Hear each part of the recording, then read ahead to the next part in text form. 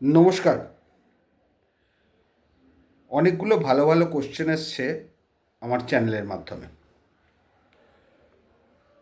প্রথমেই বলে রাখি, আমার এই চ্যানেলটা সম্পূর্ণভাবে লিগাল ওরিয়েন্টেড, লিগাল নলেজের জন্যে, লিগাল অ্যাওয়ারনেসের জন্যে, সোশ্যাল অ্যাওয়ারনেসের জন্যে এবং লিগাল কোয়ারিজের জন্যে। আমার এই চ্যানেল থেকে স্টুডেন্টরা উপকৃত যারা হন, তেমনি বহু মানুষ যারা আইন সম্বন্ধে কনফিউশন আছে তারাও উপকৃত হন।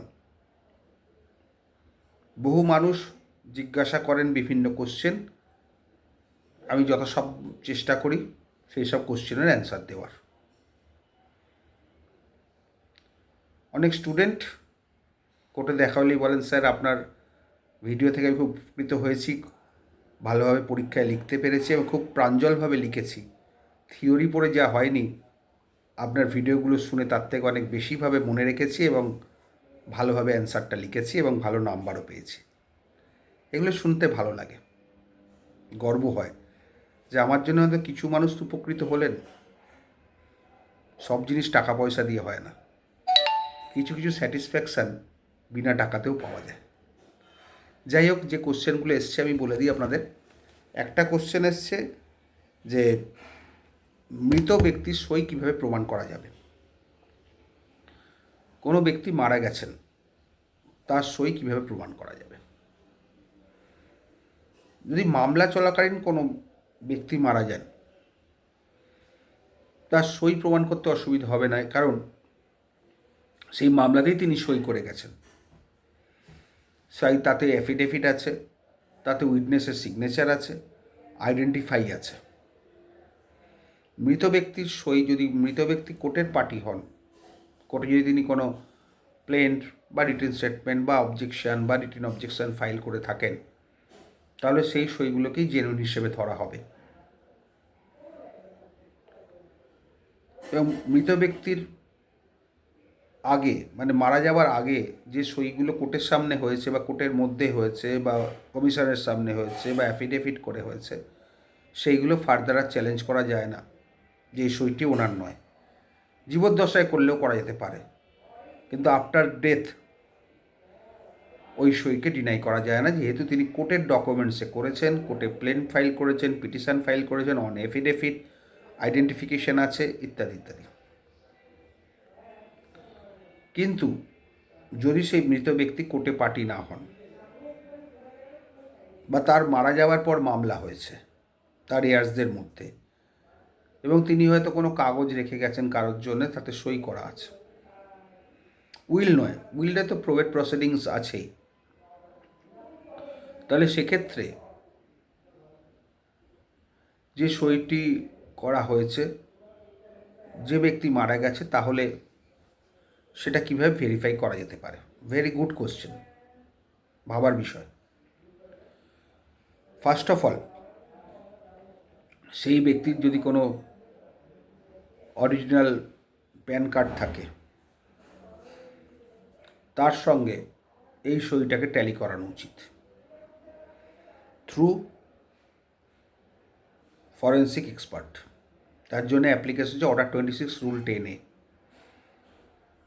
তারপর ধরুন সেই মৃত ব্যক্তির নামে যদি কোনো ব্যাঙ্ক অ্যাকাউন্ট থাকে, যদি কোনো চেকে সই করা থাকে, তাহলে সেই চেককে টাকা তোলার জন্য ব্যবহৃত হয়েছে, মানে চেকটা ব্যাংকে জমা পড়েছে এবং সেখান থেকে টাকা উঠেছে, তাহলে সেই ব্যাংক ম্যানেজারকে কল ফর করে সেই চেক আনাতে হবে। চেক আনিয়ে যে সইয়ের সঙ্গে ভেরিফিকেশন হবে সেগুলোকে ট্যালি করাতে হবে। এটাই হচ্ছে আইন। এছাড়া মৃত ব্যক্তির সই যদি অনেক উইটনেস বলেন যেটা আমার সামনে করেছে, আমি দেখেছি তাকে সই করতে, আমি তার সই চিনি, সেক্ষেত্রে প্রমাণ করা যায়। তবে এক্ষেত্রে আদার সাইড যিনি আছে তিনি অবশ্যই যে সইয়ের ব্যাপারে বলছেন তাকে ক্রস করবেন। আলটিমেটলি জাজের ওপর নির্ভর করবে কি হবে না হবে। তবে সই জাল কি জাল নয় প্রমাণ করার জন্য অবশ্যই ফরেন্সিক এক্সপার্টের দরকার। এক্সপার্ট ওপিনিয়ন বলুন, ফরেন্সিক ওপিনিয়ন বলুন, যাই বলুন না কেন, তার জন্যে আপনাকে সিআইডির কাছে দরখাস্ত করতে হয়। আর একটা হচ্ছে সেন্ট্রাল গভর্নমেন্টের আর একটি শাখা আছে ফরেন্সিক, সেখানেও অ্যাপ্লাই করতে পারেন। সেখানে অ্যাডমিটেড সিগনেচার এবং ডিসপিউটেড সিগনেচার আনা হবে এবং সেটাকে অ্যাপ্লিকেশান করতে হবে কোর্টের কাছে, যেটা ফরেন্সিক এক্সপার্টের কাছে যা হোক, তাদের রিপোর্ট চা হোক। কোর্ট যদি সেই অ্যাপ্লিকেশন অ্যালাউ করে তাহলে আপনার ওটা ফরেন্সিকের কাছে যাবে, ফরেন্সিক যা রিপোর্ট দেবে তারপর সব কিছু নির্ভর করছে। আর ফরেন্সিক রিপোর্ট দিলেই হবে না, যিনি ওপিনিয়ন দিয়েছেন বা দেবেন তাকে কিন্তু কোর্টে এসে তার রিপোর্টের ওপর বেস করে সাক্ষী দিতে হবে, তবেই রিপোর্টটা এক্সিবিট মার্ক হবে। শুধু রিপোর্ট করে পাঠিয়ে দিলেই হবে না, কোর্টে ফাইল হয়তো হয়ে যাবে, কিন্তু সেটাকে এক্সিবিট মার্ক করতে গেলে, সেটাকে জেনুইন প্রুভ করতে গেলে যিনি ওপিনিয়ন দিচ্ছেন তাকে কোর্টে এসে সাক্ষী দিতে হবে। এই হচ্ছে উপায়। আশা করি বুঝতে পারলেন। আর একটা কথা বলে দিই, আমি কিন্তু এখন রেগুলার ভিডিও করার মতো সময় আমার হাতে নেই। প্রচণ্ড কাজের প্রেশার, গভর্নমেন্টের একটা সিনিয়র অ্যাডভোকেটের যা প্রেশার হয়, মারাত্মক প্রেশার। আমার মতো যারা আছেন তারাও প্রত্যেকেই প্রেশারের মধ্যে আছেন, খুবই চাপের মধ্যে আছেন।